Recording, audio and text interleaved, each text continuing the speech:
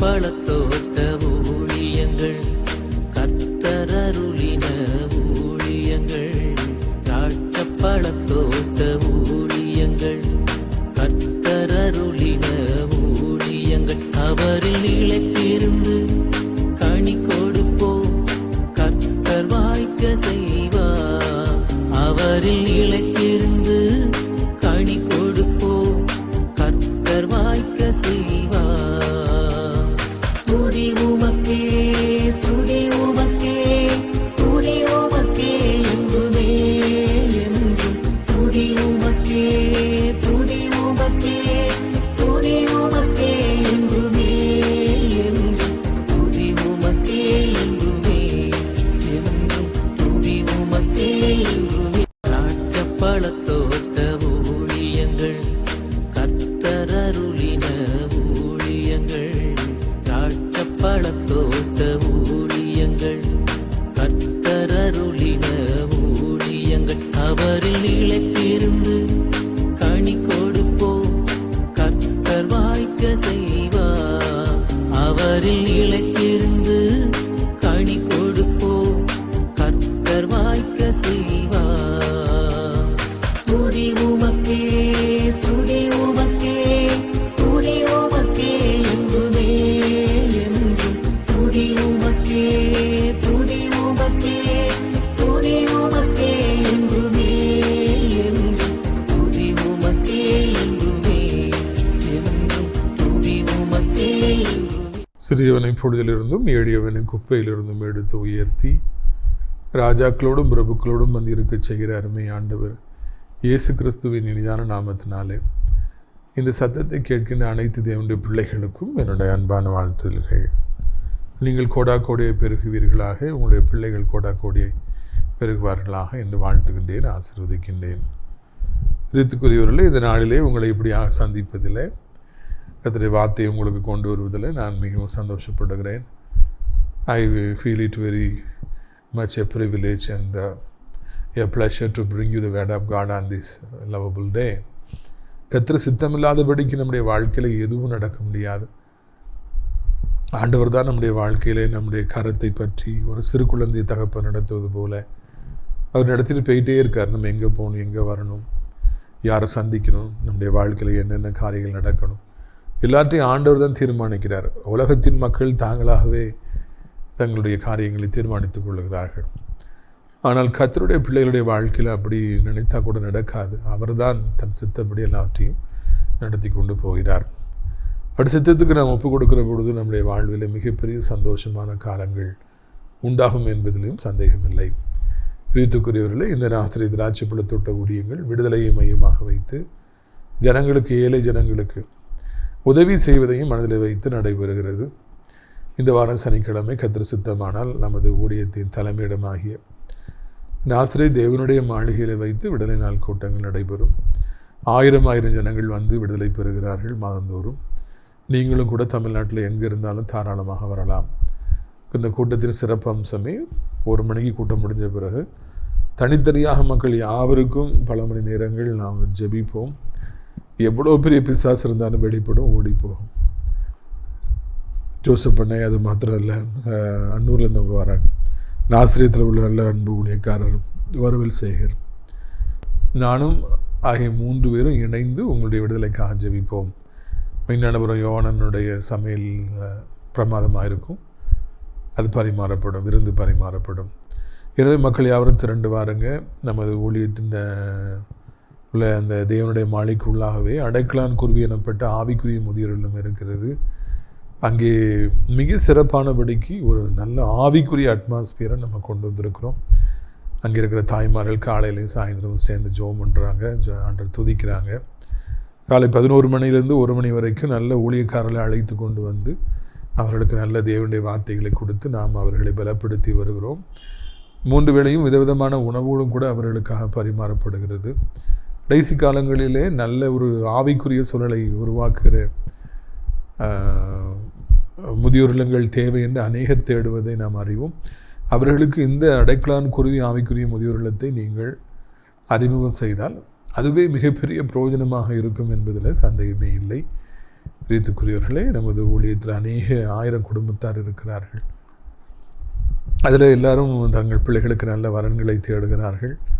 கர்த்தர் அவர்களுக்கு நல்ல காரியங்களை செய்வாராக, ஏற்ற நேரத்தில் செய்வாராக. சில குடும்பங்களில் மிகவும் துரதிர்ஷ்டவசமாய் திருமணமான பிறகு பல காரணங்களினாலே குறுகிய காலத்துக்குள்ளாகவே முறிவு ஏற்பட்டு சட்டப்படியாய் பிரிந்திருக்கிற பிள்ளைகள் இருக்கிறார்கள். அவர்களுக்காக நல்ல பிரயாசத்தை நாம் எடுக்க முயற்சி செய்கிறோம். ஏன்னா இந்த விளம்பரங்களை சொல்கிறத பார்த்து நிறைய பேர் அழைத்து விசாரிக்கிறீங்க, ரொம்ப நன்றி. முதலாவதாக நமது ஊழியத்தில் இருக்கிற ஒரு பாட்டியும் மகளும் ரொம்ப வருஷமாக நம்ம ஊழியத்தில் இருக்காங்க. என்னை அதிகமாக நேசிப்பவர்கள், வீட்டுக்கு போகும்போது நல்ல சாப்பாடு கொடுத்து அன்பு காண்பிப்பவர்கள். அவருடைய பேத்திக்கு 27 வயதாகிறது. பிஇ முடிச்சுட்டு நல்லா வேலை பார்க்குறாங்க. அவர்களுக்கு படித்து வேலை செய்கிற ஜெபிக்கிற ஒரு நல்ல மணமகன் தேவை. அதை போலவே இன்னொரு குடும்பத்தார் 15 வருஷத்துக்கு மேலே இருக்கிறாங்க. நல்ல குடும்பத்தார். அவங்க அந்த பையனுடைய அக்காவை நல்ல கம்பெனி வச்சு அதில் 50லேருந்து 100 பேர்கிட்ட வேலை பார்க்குறாங்க. அந்த கம்பெனிக்கு தம்பி தான் மேனேஜராக இருக்கார். 37 வயதாகிறது. அவருக்கும் கூட அந்த குடும்பத்துக்கு ஏற்றபடி உள்ள ஒரு நல்ல ஜெபிக்கிற மணமகள் தேவை. 3வதாய் திருச்சியில் இருக்கிறாங்க. அவங்க நல்ல ஒரு குடும்பத்தார், மேன்மக்கள். அவர்களுக்கு என்ன கடை வச்சுருக்காங்க திருச்சி சிட்டியில். அவருடைய மகன் நல்லா படிச்சிருக்கிறாங்க. அவருக்கு இப்பொழுது 29-30 வயது ஆகிறது. நல்ல குடும்பம், அருமையான ஒரு குடும்பம்.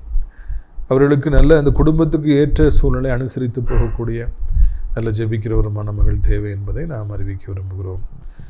பிரியத்துக்குரியவர்கள், விரும்பினால் என்னை தொடர்பு கொள்ளுங்கள்.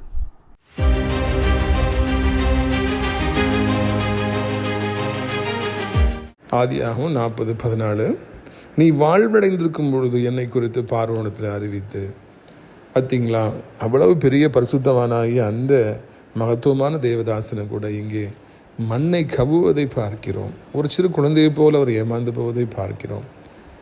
அவருடைய பிரச்சனைகள் அவரை ஒரு நாசியில் சுவாசமுள்ள மனிதனை நம்ப வைத்தது. பிற்பாடு அது நிமித்தமாய் மிகப்பெரிய ஏமாற்றமே வந்தது. பிரியத்துக்குரியவர்களே, ஒருபொழுது நாசியிலே சுவாசமுள்ள மனிதர்கள் அவர்கள் வாழ்வடையும் பொழுது உங்களை நினைப்பார்கள், உங்களுக்கு உதவி செய்வார்கள், உங்களை தூக்கி விடுவார்கள், உங்களை சிறைச்சாலைந்து வெளியே வர உதவி செய்வார்கள் என்று தயவு செய்து நம்பாதிருங்கள். இன்றைக்கு அவர்கள் 1000 சொல்லலாம், 10000 சொல்லலாம். ஆனால் நல்ல ஆனவன, வேலைக்கு போனவன, சம்பாதிச்சவன, பணக்காரனவன அவங்க நினைக்கவே மாட்டாங்க, உதவி செய்யவே மாட்டாங்க. ஆனால் ஆண்டவர் இயேசுவை நம்பி பாருங்கள், அவரை தினந்தோறும் தேடுங்கள், அவரை நோக்கி பாருங்கள். அப்பொழுது அவர் உங்களை ஏற்ற காலத்தில் உயர்த்துவார். அவர் உங்களுடைய வாழ்க்கையில் ஏராளமான தாராளமான நன்மைகளை கொடுப்பார். அனைவரும் திரும்பி பார்க்கும்படியாக செய்வார், ஆசீர்வதிப்பார்.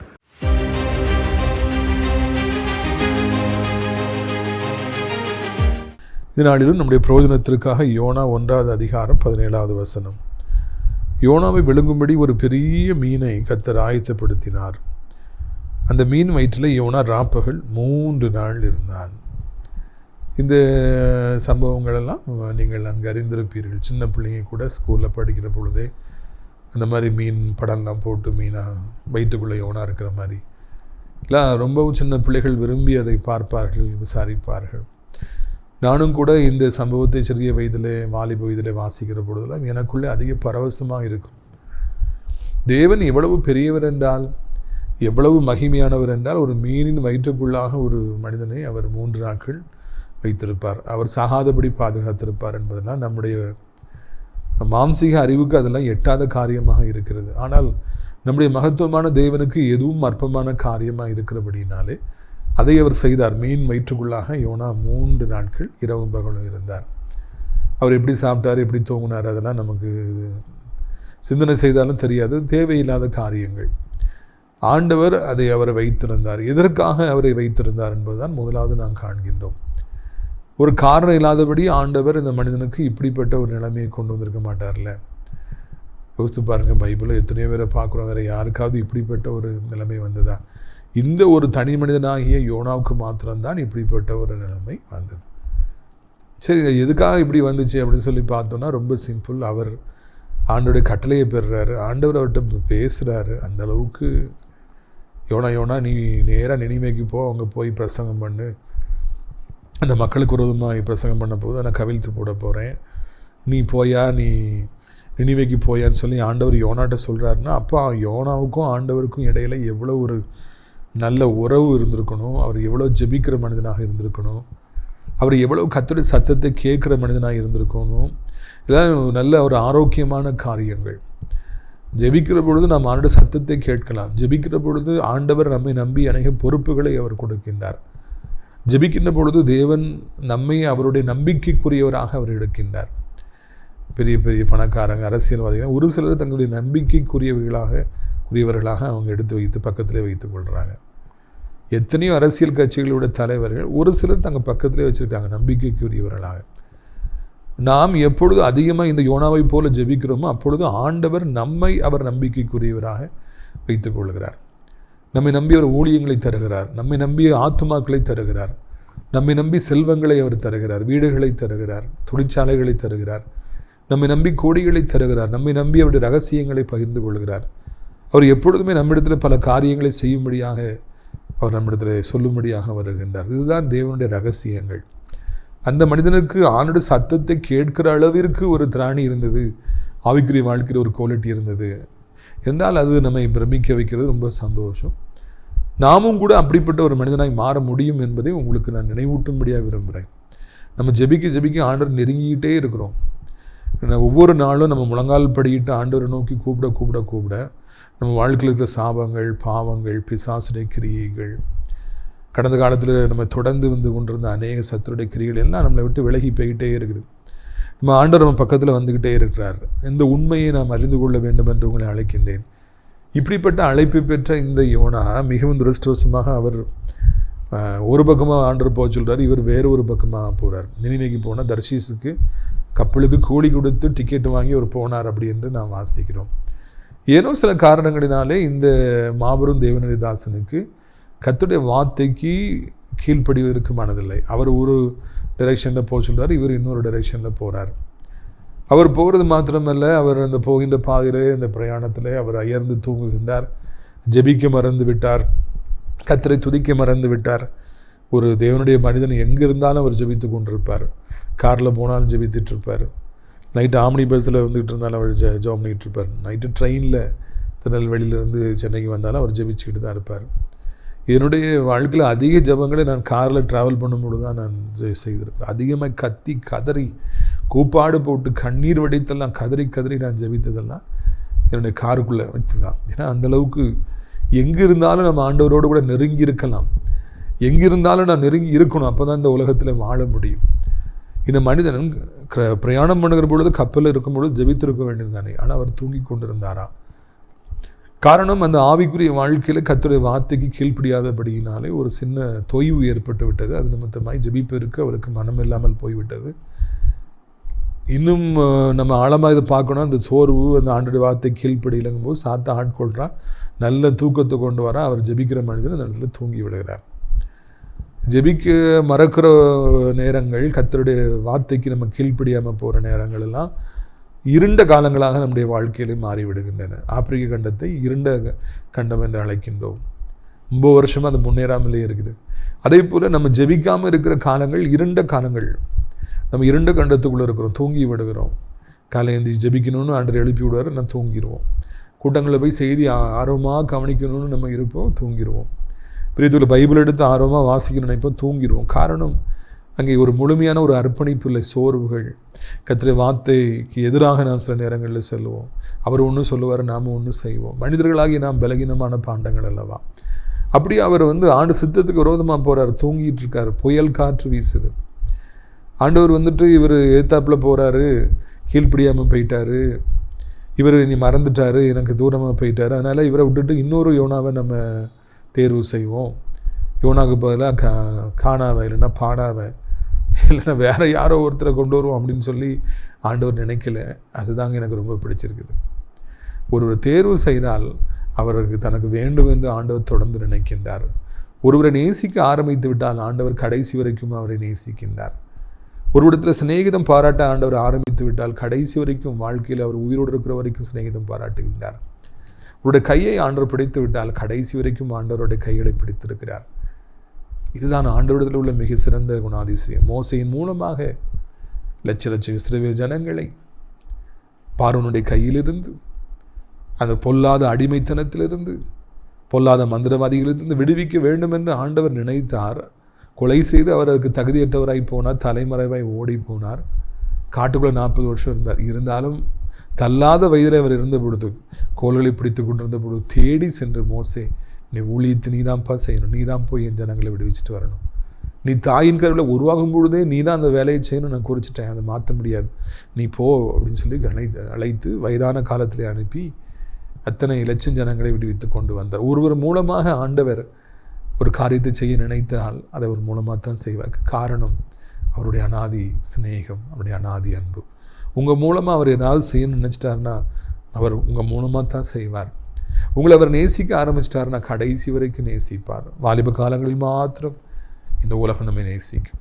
வாலிப பிள்ளைகளை, நீங்கள் அழகாக இருக்கிற வரைக்கும், நீங்கள் அழகாக ட்ரெஸ் பண்ணுற வரைக்கும், நீங்கள் வானிலை சிறகடித்து பறந்து திரிகிற வரைக்கும் இந்த உலகம் பின்னால் வரும். அந்த அழகு போய் விடுகிற பொழுது ஒருவரும் திரும்பி பார்க்க மாட்டார். அதுதான் இந்த உலகத்தின் சிநேகிதம். ஆண்டவர் கடைசி மட்டும் பின்பற்றுகிறார், நேசிக்கிறார். நம்மை ஒரு பொழுதும் அவர் விடுவதில்லை. அந்த யோனா கப்பலின் அடித்தளத்தில் தொங்கி கொண்டிருந்த பொழுது ஆண்டவர் அதுக்கு தேடி வருகிறார். என் மகன் தூங்குறானா, சரி நான் அப்போ என் பக்கமாக கொண்டு வருவேன்னு சொல்லி ஒரு பெரிய புயலை அவர் அனுப்பி கொண்டார். அந்த புயல் காத்திருந்து தப்புறதுக்கு அந்த கப்பலிருந்து எல்லாரும் எவ்வளவோ பிரயாணப்படுறாங்க, ப்ரேயர் பண்ணுறாங்க, தண்டு விழித்து பார்க்குறாங்க, தங்களுடைய பொருட்களை வெளியே கொண்டு எறிகிறாங்க. தங்கம் இருந்துச்சா, வெள்ளி இருந்துச்சா, பிள்ளைகளுக்கு எதுவும் கொண்டு போகணும், நல்ல பண்டங்களை வாங்கி வச்சுருந்தாங்களா, இல்லைன்னா நல்ல பொருட்கள் பெரிய பெரிய பார்சல்ஸ் வாங்கி வச்சுருந்தாங்களான்னு தெரில. திருப்பூருக்கெலாம் ஒழித்து போயிட்டு வரும்போது ஆம்னி பஸ்ஸில் வந்தால் பெரிய பெரிய பார்சல்ஸ் உள்ள அந்த அந்த பாக்ஸ்குள்ளே வச்சுருப்பாங்க, டிக்கிக்குள்ளே வச்சுருப்பாங்க. நம்ம பேக் கூட உள்ளே வைக்க முடியாது, அந்தளவுக்கு நிறைய பார்சல்கள் நாகர்கோவிலுக்கு இல்லை திருநெல்வேலிக்கு வருகிறது. அதே போல் நிறைய பார்சல்ஸ்லாம் வச்சுருப்பாங்க, எல்லாத்தையும் தூக்கி போட்டுறாங்க. பெரிய இழப்பு, பெரிய வேதனை, உயிர் தப்புமாங்கிற தத்தளிப்பு, பயங்கரம், நடுக்கம், அந்த மாதிரிலாம் குழப்பம். ஒரு மனிதன் பாவம் செய்ததுனால, ஒரு மனிதன் கர்த்தருக்கு கீழ்ப்படியாததுனால எத்தனையோ பேர் தத்தளிக்கிறாங்க.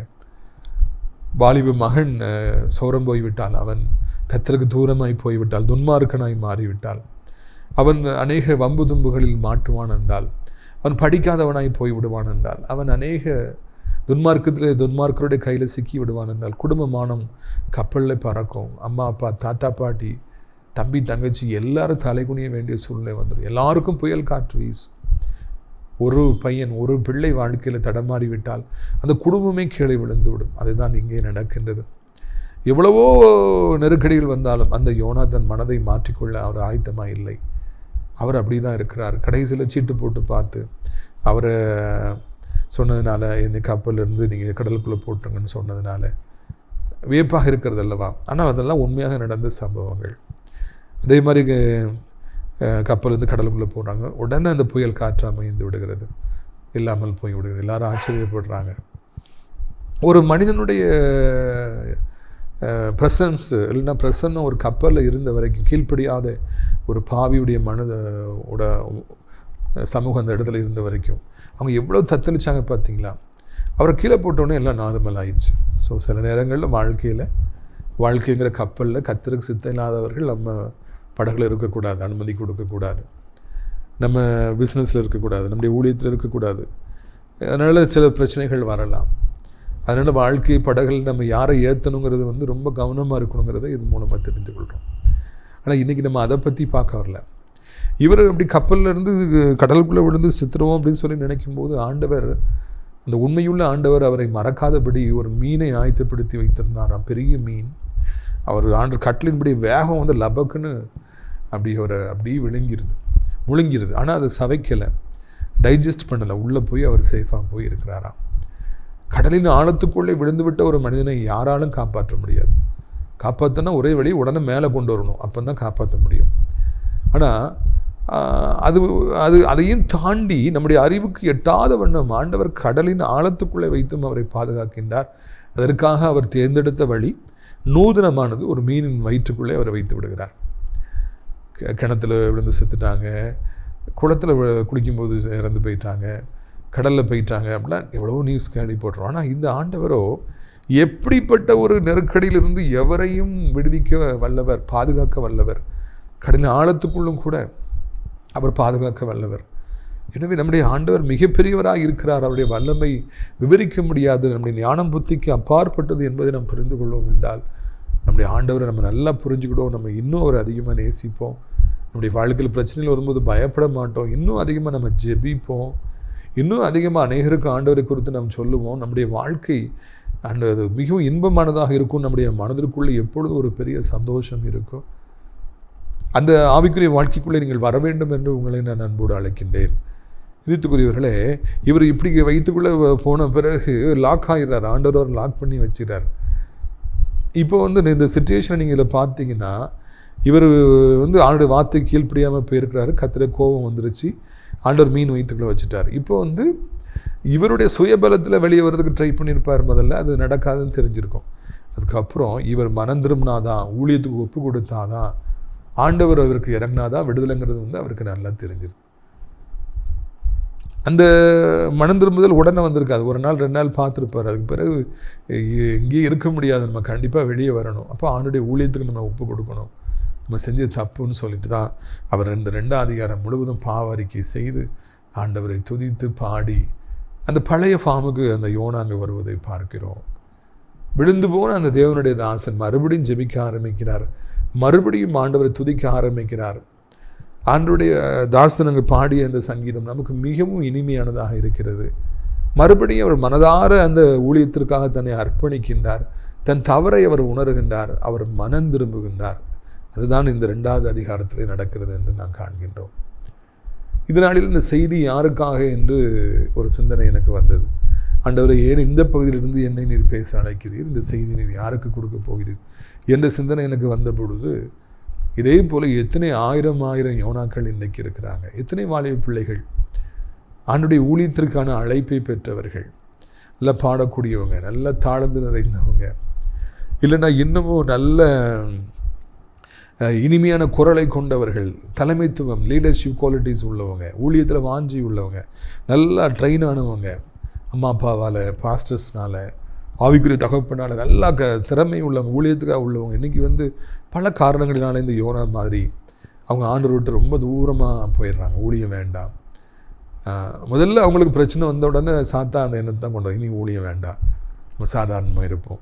நிறைய பேர் இன்றைக்கி இந்த ஊழியத்தை விட்டு ஆண்டவரை விட்டு அன்பை விட்டு சபையை விட்டு அவர்கள் தாண்டோண்டித்தனமாய் வாழும்படியாக அவருடைய விருப்பப்படி தூரமாக போகிறதுக்கு அவங்க தங்களை ஒப்பு கொடுப்பதை பார்க்கிறோம். எல்லோருக்கும் இதே போல நெருக்கடிகளை ஆண்டவர் கொண்டு வருகிறவராக இருக்கின்றார். தொலைந்து போகிற ஆடுகளை எப்படியாவது தன் பக்கமாக கொண்டு வந்து விட வேண்டும். என்ன நோக்கத்தோடு நாம் அவர்களை உருவாக்கினோமோ அந்த நோக்கத்தை நிறைவேற்றணும்னு ஆண்டவர் நினைக்கிறார். நான் ஏற்கனவே சொன்னேன், ஒருத்தர் மூலமாக என்ன செய்யணும்னு நினைக்கிறாரோ அதை ஆண்டவர் அவர் மூலமாக தான் செய்வார். உங்கள் மூலமாக செய்யணும்னு நினச்சதை உங்கள் மூலமாக தான் செய்வார். அதனால் கர்த்தருடைய சித்தத்துக்கு ஒப்பு கொடுக்கின்ற வரைக்கும் இதே போல் மீன் வயிற்றுக்குள்ளே முழுவதும் இருள், எங்கும் காரிருள், என்ன நடக்குது பிழைப்போமாம்னே தெரியல, ஒரு நடுக்கமான ஒரு சூழ்நிலை, ஒரு பயங்கரமான இருள் அவரை சூழ்கிறது. அந்த நேரம் அந்த வரைக்கும் அவர் இதயத்தை அவர் ஒப்பு கொடுக்கலை, அவர் மனம் திரும்பலை, வேறு வழியே இல்லைங்கும் போது அவர் ஆண்டவருக்காக தன்னை அர்ப்பணித்தார், ஊழியத்திற்காக தன்னை அர்ப்பணித்தார், பொருத்தனை செய்தார் என்று காண்கிறோம். எப்படியாவது இன்றைக்கு தன் பிள்ளைகளை தன் பக்கமாய் கொண்டு வந்துவிட வேண்டும் என்று ஆண்டவர் விரும்பி புயல் காத்து அனுப்புகிறார், தத்தளிப்பை கொண்டு வரார், கடலுக்குள்ளே இருளுக்குள்ளே கடந்த மாதிரி இருளுக்குள்ளே கடக்க வைக்கிறார், மீன் வயிற்றுக்குள்ளே கடந்த மாதிரி வியாதியின் வயிற்றுக்குள்ளே இன்றைக்கி நிறைய பேர் கிடக்கிறாங்க, கடன் பாரங்களின் வயிற்றுக்குள்ளாக, தரித்திரத்துக்குள்ளாக வயிற்றுக்குள்ளே கிடக்கிறாங்க, பொல்லாத மனிதருடைய கைக்குள்ளே கிடக்கிறாங்க. அவங்களுக்கு நிம்மதியே இல்லை, சந்தோஷமே இல்லை, வறுமை, வேலை இல்லை, எங்கு போனாலும் தோல்வி, நெருக்கம், அவமானம். அந்த நெருக்கத்தில் அவங்க இருக்கிறாங்க. ஐயோ, என் வாழ்க்கையை விட கசப்பாக இருக்குதே, எனக்கு மாத்திரம் இப்படி வாழ்க்கை இருக்குதே. நீங்கள் இந்த கஷ்டத்திலிருந்து வெளியே வர வேண்டும் என்றால் அதற்கான வழியை யோனா கற்றுக் கொடுக்கிறார். நீங்கள் மனம் திரும்ப வேண்டும். நீங்கள் மனம் திரும்புங்கன்னு சொன்ன உங்களை பெரிய பாவி நான் சொல்லலை, அதுக்காக நான் துணியை வரலை, திருப்பி கொடுப்பதற்காக நான் வரலைங்க. ஆனால் கர்த்தர் சித்தம்னு ஒன்று உங்கள் வாழ்க்கையில் இருக்கலாம். உங்களை வைத்து சில காரியங்களை செய்யணும்னு ஆண்டவர் நினச்சிருக்கார்ல, அது உங்களுக்கு தெரியும். அதை நீங்கள் செய்யும்படியாக மனப்பூர்வமாக ஒப்பு கொடுங்கள். ஆண்டவரை, நீங்கள் என்னை அழைச்சிங்க, எனக்கு திறமைகளை கொடுத்தீங்க, ஆனால் நானும் அதை விட்டுட்டு போயிட்டேன், என்னை தயவு செய்து ஏற்றுக்கொள்ளுங்க, மறுபடியும் நான் உம்மிடத்தில் வருகிறேன்னு வாருங்க. சில வருஷங்களுக்கு முன்னால் ஒரு சகோதரி ஒரு நல்ல பாடலை, சிலுவை பாடலை பாடினாங்க. அவங்க வாய்ஸை கேட்டு எத்தனையோ பேர் அந்த பாடலை யூடியூப்பில் பார்த்துக்கிட்டே இருந்தாங்க. அதுக்கு பிறகு அவங்க இப்போது அமெரிக்காவுக்கு கல்யாணம் ஆகி போயிட்டாங்க. ஒரு பாடல் கூட பாடவே இல்லை. ஊழியத்துக்கு அவர்களுக்கு சம்பந்தமே இல்லாமல் போய்விட்டது. இதற்குத்தானே ஆண்டவர் இவ்வளோ அழகான ஒரு வாய்ஸை கொடுத்தார். வீட்டில் போய் உட்கார்ந்துருக்கவா, நான் அவர்களை குறை சொல்வதற்காக வரவில்லை, ஆனால் அந்த வாய்ஸ் வீணாக போய்விட்டது, அந்த ஊழியம் வீணாக போய்விட்டதே. அது எதுக்காக அந்த அழகான இன்னிசை குரலை கொடுத்தார் என்பது சிந்தித்து பார்க்க வேண்டும். எத்தனையோ பேர்கள் எனக்கு தெரியும், ஊழியத்திற்காக அழைக்கப்பட்ட பின்பும் கூட அவர்கள் இன்றைக்கு ஆண்டவரை விட்டு எவ்வளவோ தொலைவில் இருக்கிறாங்க, ஊழியத்துக்கு வராமலே இருக்கிறாங்க. அது ஆபத்து என்பதை மறந்து விடாதிருங்கள். அது ஆபத்து. நான் ஊழியத்துக்கு வராமல் இருப்பது ஆபத்து. நான் கர்த்தருடைய ஊழியத்தை மனப்பூர்வமாய் சந்தோஷமாய் செய்யாதபடி இருப்பது ஆபத்து. நம்மால் ஒன்றே ஆண்டவருக்கு செய்ய முடியும் என்றால் ஒன்று ஊழியம் செய்வது, இல்லாவிட்டால் ஊழியத்துக்கு துணையாக இருப்பது, ஊழியத்தில் பங்கேற்பது, ஊழியத்தை தாங்குவது, காணிக்கை கொடுப்பது, உற்சாகப்படுத்துவது. ஏதோ ஒன்றை நம்முடைய வாழ்க்கையில் கர்த்தர் நம் மூலமாக செய்ய விரும்புகிறார். அதை செய்ய வேண்டும். ஒப்பு கொடுக்குற வரைக்கும் என் வாழ்க்கையில் இதுபோல் நெருக்கங்கள் நம்மை தொடர்கின்றது. இவர் சொல்கிறார், நான் போய் ஊழியம் செய்வேன்னு சொல்லி இவர் சொல்கிறார். உடனே பாருங்கள், அந்த வசனத்தை நான் வாசிக்க விரும்புகிறேன். 10வது வசனம், கர்த்தர் மீனை கட்டளை இட்டார், அது யோனாவை கரையில் கக்கி விட்டு. உடனே அது சேஃபாக கரையில் வந்து கக்குது. அவர் வெளியே வந்து பிழைச்சிக்கிறார். மறுபடியும் கடலுக்குள்ளே கக்கியிருந்து செத்து போயிருப்பார். ஆண்டவருக்கு ஞானத்தை கொடுத்ததுனால வெளியே வந்து கக்குது. மறுபடியும் அது தான் வேலையை பார்க்குறதுக்கு கடலுக்குள்ளே போயிருந்து யோனா பிழைச்சிக்கிறார். இது ரொம்ப ஒரு சந்தோஷமான காரியம். உடனடியாக அடுத்த 3ஆம் அதிகாரத்தில் ஆண்டவர் மறுபடியும் பேசுகிறாரு, யோனாட்ட ஜெபிக்கிறாரு. நீ ஊழியத்துக்கு போகணுன்னா ஊழியத்துக்கு போகிறாரு, போய் பிரசங்கம் பண்ணுறாரு. நீங்கள் பாருங்கள், அந்த நாளிலே 10வது வசனம், அந்த நாட்டு மக்கள் நினிவே மக்கள் தங்கள் பொல்லாத வழியில் விட்டு திரும்பினார்கள். தேவன் அவருடைய கிரியைகளை பார்த்து தாம் அவர்களுக்கு செய்வேன் என்று சொல்லியிருந்த தீங்கை குறித்து மனசாப்பட்டு அதை செய்யாதிருந்தார். இத்தனை லட்சம் மக்களை அழிப்பேன்னு அன்று சொல்லியிருந்தார். ஆனால் யோனா போய் பிரசங்கம் பண்ணதுனால அந்த மக்கள், ஆடு மாடு எல்லாரும் மனம் திரும்புகிறாங்க. லட்சம் மக்கள் மனம் திரும்புகிறாங்க. ராஜா மனம் திரும்புகிறாரு. அதனால் ஆண்டவர் கோபம் போயிடுது. அந்த நாட்டை அழிக்க மாட்டேன்னு விட்டுட்டார். ஊழியம் வெற்றிகரமாக நிறைவேறியது. யோனா மூலமாக லட்சம் ஜனங்கள் ரட்சிக்கப்பட்டார்கள் என்பதை இன்றைக்காவது நீங்கள் சிந்தித்து பார்த்துருக்கிறீர்களா? இவ்வளோ ஒரு பலகீனமான பாண்டம், கர்த்தருடைய சித்தத்துக்கு தூரம் போன பாண்டம். ஆனால் அவரை கூட ஆண்டவர் நேசித்து அந்த பலகீனமான மனிதனின் மூலமாக லட்சம் ஜனங்களை ஆண்டவர் ஆசீர்வதித்தார். நீங்கள் எவ்வளோ பலகீனமான பாண்டனாலும் ஆண்டுடைய பார்வையில் நீங்கள் பலமான ஒரு பாண்டம்தான், பாத்திரம்தான். உங்கள் மூலமாக ஆண்டவர் மகிமையான காரியங்களை செய்ய போகிறாரு. உங்கள் மூலமாக மிகப்பெரிய மாறுதல்கள் அநேகருடைய வாழ்க்கையில் கொண்டு வர போகிறார். அநேகருக்கு ஆசீர்வாதங்களை கொண்டு வர போகிறார். உங்களுக்கும் மிகப்பெரிய ஆசீர்வாதங்களை கொண்டு வர போகிறார். நீங்கள் கர்த்தருடைய ஊழியத்திற்காக உங்களை அர்ப்பணிக்க வேண்டும் என்று உங்களை அன்போடு கேட்கின்றேன். இந்த வார்த்தை கேட்குற எல்லோரும் நீங்களும் ஏதோ ஒரு வகத்தில் ஊழியத்தை செய்ய வேண்டும். அதுதான் கர்த்தருடைய சித்தம். நான் சொன்னேன், ஊழியம் பல வகைப்படுகின்றது. ஊழியம் மிகுதியாக இருக்கிறது, அறுப்பு மிகுதியாக இருக்கிறது. அந்த ஊழியத்திற்காக நம்மை அர்ப்பணிப்போம். அப்படி அர்ப்பணித்தோன்னா எத்தனையோ பேருக்கு ஆசீர்வாதம், நமக்கும் ஆசீர்வாதம். எங்கேயும் கை கட்டி நிற்கணுங்கிற அவசியம் இல்லை, புயல் காற்றுக்கு அவசியம் இல்லை, தத்தளிப்புக்கு அவசியம் இல்லை, இருளுக்குள்ளே கிடக்கணுங்கிற அவசியம் இல்லை, மீன் வயிற்றுக்குள்ளே இருக்கணுங்கிற அவசியம் இல்லை. நான் வெற்றியுள்ள சந்தோஷமான ஒரு வாழ்க்கை வாழ முடியும். அர்ப்பணியுங்கள். விழுந்து போயிருப்பீர்கள் என்றால் இன்றைக்கு மறுபடியும் எழும்ப ஒப்பு கொடுங்கள். வாலிபர்களை வாலிபர்களை என்ன வேலைக்குனாலும் போங்க. ஆனால் ஞாயிற்றுக்கிழமை ஊழியத்துக்கு வர மறந்துடாதீங்க. சனிக்கிழமை நம்ம கூட்டங்களில் பங்கு பெற மறந்துடாதீங்க. இயேசுவை குறித்து அறிவிக்க மறந்துடாதீங்க. நல்ல வாய்ஸ் கொடுத்துருப்பாருன்னா நல்ல பாடி துதிக்க நீங்கள் அர்ப்பணிக்க நீங்கள் மறவாதிருங்கள். பிரித்துக்குரியவர்களே, அப்படி நீங்கள் செய்கிற பொழுது கர்த்தர் உங்களை ஆசீர்வதிப்பதற்கு வல்லமை நிறைந்தவராக இருக்கிறார். உங்களை அநேகருக்கு ஆசீர்வாதமாக ஆண்டவர் ஆசீர்வதிப்பார் என்பதில் சந்தேகமே இல்லை. பிரியத்துக்குரியவர்களே, இந்த யோனாவுடைய கக்கியது போல இப்பொழுது ஜெப நேரத்தில் சாத்தான் இல்லை சாபங்கள், வியாதிகள் எல்லாம் உங்களை கக்கிவிடும். உங்களுக்கு புது வாழ்வு கிடைக்கும். ஆனால் அந்த நேரத்தில் நீங்கள் ஊழியத்திற்காக உங்களை ஒப்பு கொடுங்கள். அப்பொழுது உங்கள் வாழ்க்கையிலும் சந்தோஷம், உங்கள் மூலமாய் அநேக லட்சம் குடும்பங்களுடைய வாழ்க்கையில் சந்தோஷம். நான் உங்களுக்காக ஜெபிக்கட்டுமா? கண்களை மூடுவீர்களா? அப்பா பிதாவே, இந்த அருமையான நாளுக்காக நன்றி. இந்த நாளிலும் கூட சத்தத்தை கேட்குற பிள்ளைகள் எந்த நிலைமையில் இருந்தாலும் அவர்களுக்கு ஆசீர்வாதங்களை தாரும் ஐயா.